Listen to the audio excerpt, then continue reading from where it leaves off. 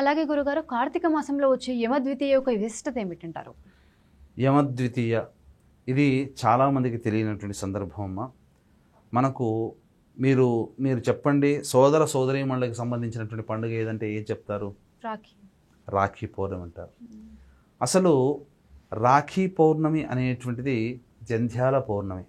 అంటే ఉపనయనము సంస్కారం ఉన్నటువంటి కుటుంబాలలో బాలుడికి ఉపనయనం జరిపిన తరువాత తాను ఈ శ్రావణ పౌర్ణమి వరకు కొన్ని దేవతా కార్యక్రమాలన్నింటినీ విధి విధానం తెలుసుకొని తదనంతరం గురుకుల ప్రవేశం చేయడానికి అర్హత పొందేటువంటి రోజు ఈ జంధ్యాల పౌర్ణమి. అంటే వటువు తాను ధరించినటువంటి జంధ్యం ఏదైతే ఉంటుందో అది తిరిగి మళ్ళీ నూతన జంధ్యమును ధరించి ఆ తదనంతరం తల్లి దగ్గర తండ్రుల దగ్గర భిక్ష తీసుకొని అప్పుడు ఈ యొక్క సంబంధించిన విద్యను పెంపొందించడం కోసం గురుకుల ఆశ్రమానికి వెళ్ళేటువంటి రోజుగా చెప్పబడి ఉంది. అయితే ఎక్కడి నుంచి వచ్చిందో తెలియదు, కానీ ఈ యొక్క రాఖీ పౌర్ణమి అనేటువంటిది కొన్ని వందల సంవత్సరాల కిందట ఇది ఒక ఆచారంగానే వచ్చింది, కానీ సాంప్రదాయం కాదు, విధి విధానం అసలు కాదు. అసలు అన్నదమ్ములకు సంబంధించినటువంటి పండుగ ఏదైనా ఉంది అంటే మన పురాణాలు చెప్పబడినటువంటిది కేవలం యమద్వితీయ సోదరి తృతీయ, అంటే భ్రాతృ విధియ సోదరి విధియ తృతీయ అని చెప్పబడి ఉంది.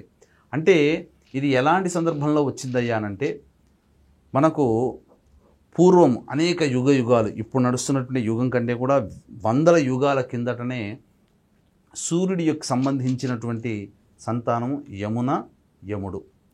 కాబట్టి వివాహమైన తర్వాత యమున తన అన్నగారిని పిలిపించుకొని భోజనం పెట్టాలనే ఆలోచన ఎన్నోసార్లు వ్యక్తపరిచింది. అనేక కార్యక్రమాలలో చాలా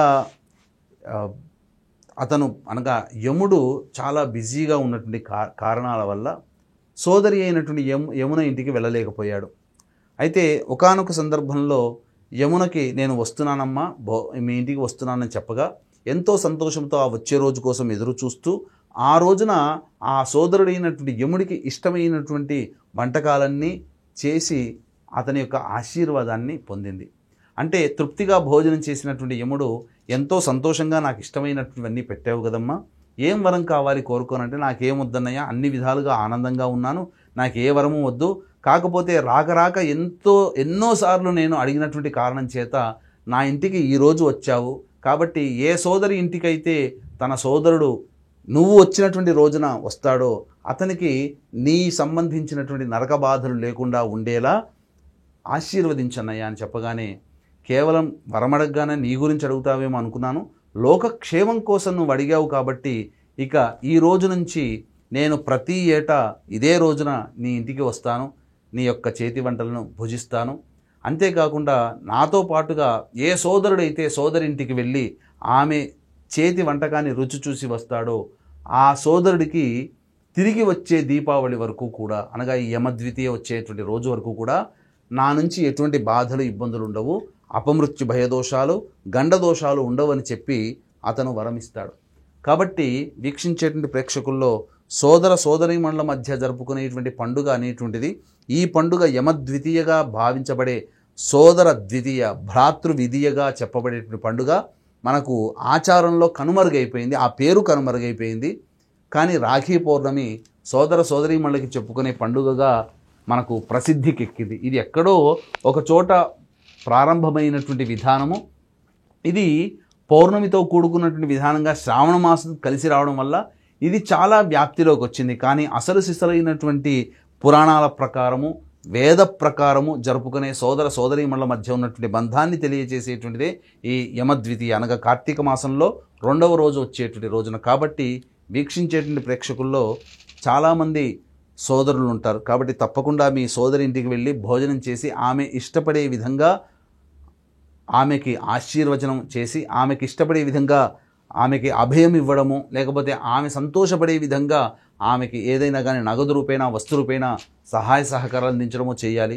ఇది చాలామంది వీక్షించేటువంటి ప్రేక్షకుల్లో చాలామంది సందేహాలు ఉంటాయి. ఏంటనంటే మాకు నలుగురు అక్క చెల్లెలు ఉన్నాం, ఒకే తమ్ముడు లేదా అన్న ఉన్నాడు, అటువంటి పరిస్థితుల్లో మేము ఎవరి చేయాలంటే నలుగురు ఒక చోట చేరి మీరు ఆ విధంగా సోదరునికి మీరు భోజనం అనేది ఏర్పాటు చేయవచ్చు.